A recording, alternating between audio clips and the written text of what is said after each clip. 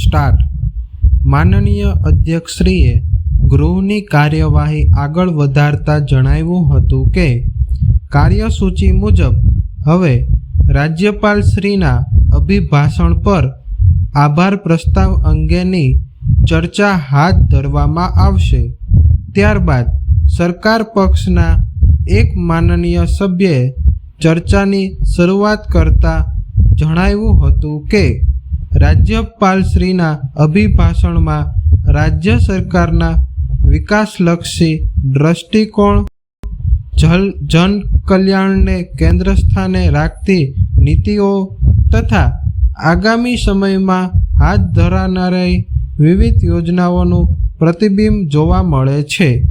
તેમણે જણાવ્યું હતું કે કૃષિ, સિંચાઈ, શિક્ષણ, આરોગ્ય, નગર વિકાસ, મહિલા સશક્તિકરણ અને યુવા રોજગાર જેવા ક્ષેત્રોમાં સરકાર દ્વારા કરવામાં આવેલા પ્રયાસો રાજ્યના સર્વાંગી વિકાસ માટે મહત્વપૂર્ણ સાબિત થશે.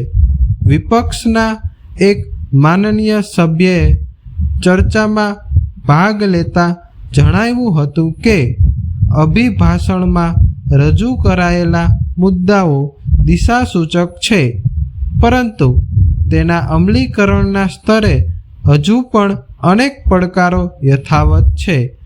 તેમણે ખાસ કરીને ખેડૂતોને સમયસર સહાય ન મળવી, ગ્રામ્ય વિસ્તારોમાં પીવાના પાણીની સમસ્યા, સરકારી શાળાઓમાં શિક્ષકોની અછત, જિલ્લા હોસ્પિટલોમાં પૂરતી સુવિધાઓનો અભાવ તથા યુવાનો માટે રોજગારીની મર્યાદિત તકો જેવા મુદ્દાઓ ઉઠાવ્યા હતા.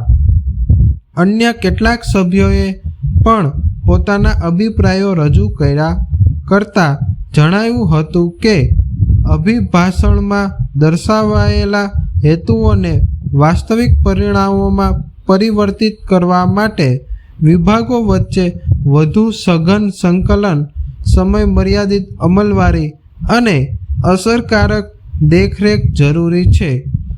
જવાબમાં સંબંધિત મંત્રીશ્રીએ જણાવ્યું હતું કે રાજ્યપાલશ્રીના અભિભાષણમાં દર્શાવાયેલ સરકારનો અભિગમ માત્ર નીતિ પ્રસ્તાવ સુધી મર્યાદિત નથી, પરંતુ તેનો લાભ પ્રજાજનો સુધી પહોંચે તે માટે સરકાર પ્રતિબદ્ધ છે. તેમજ તેમણે વધુમાં જણાવ્યું હતું કે ગૃહના સભ્યો દ્વારા કરવામાં આવેલી રચનાત્મક સૂચનાઓ સરકાર માટે માર્ગદર્શક રૂપ બનશે અને જ્યાં જરૂરી જણાશે ત્યાં અમલવારીના સ્તરે સુધારાત્મક પગલાં લેવામાં આવશે. ચર્ચા દરમિયાન અધ્યક્ષશ્રીએ તમામ સભ્યોને નિયમો અનુસાર પોતાના અભિપ્રાયો રજૂ કરવા સૂચના આપી હતી. ચર્ચા પૂર્ણ થયા બાદ આભાર પ્રસ્તાવ અંગેની આગળની કાર્યવાહી કાર્યસૂચિ મુજબ હાથ ધરવાની જાહેરાત કરવામાં આવી હતી અને ગૃહની કાર્યવાહી નિયમો અનુસાર આગળ ધપાવવામાં આવી હતી.